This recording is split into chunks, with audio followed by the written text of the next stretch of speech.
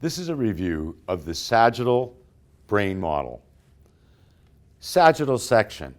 Remember, a section is when we make a cut through the body or through a body part. And a sagittal section creates a left and a right side.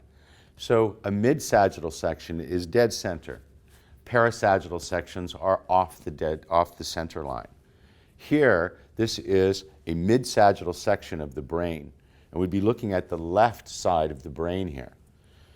Ultimately, a sagittal section allows us to look at the interior aspects of the brain.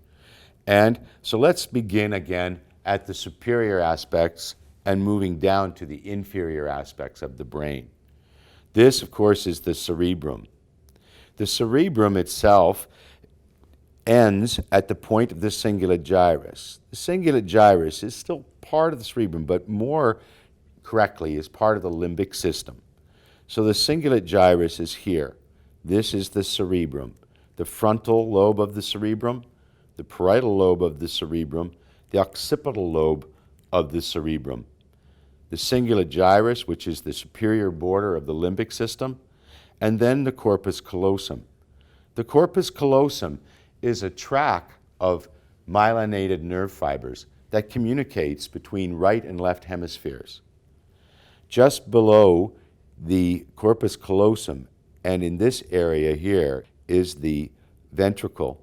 And the ventricles are separated, lateral ventricles, and they are separated by a covering called septum pellucidum. Below that, we can see the fornix. And the fornix is going to communicate between the hypothalamus, which is here, and the hippocampus. It comes around the back and communicates with the hippocampus, part of the limbic system. The thalamus itself is here. This is the thalamus. We can see in the center of the thalamus is a dark dot. That dot is the interthalamic adhesion, where the left and right hemispheres of the thalamus are joined. Just above that, we see a pink structure. This is the epithalamus, and it is two structures. The habenular nuclei is the long, slender portion, and the pineal gland is its posterior bulbous portion. Just above that, we will see the third ventricle.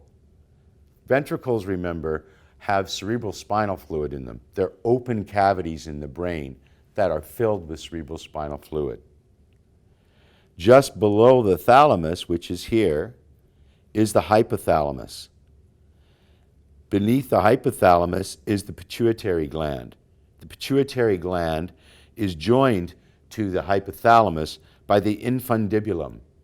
This small stalk is the infundibulum, leading from the hypothalamus to the pituitary gland. From the third ventricle, cerebral spinal fluid goes down the cerebral aqueduct and enters the fourth ventricle. From the fourth ventricle, cerebral spinal fluid enters the central canal of the spinal cord.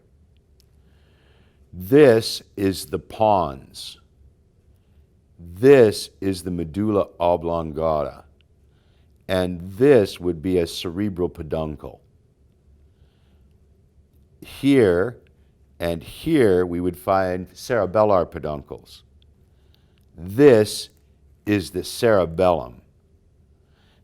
When we look at the cerebellum, we see little branches as if a tree existed.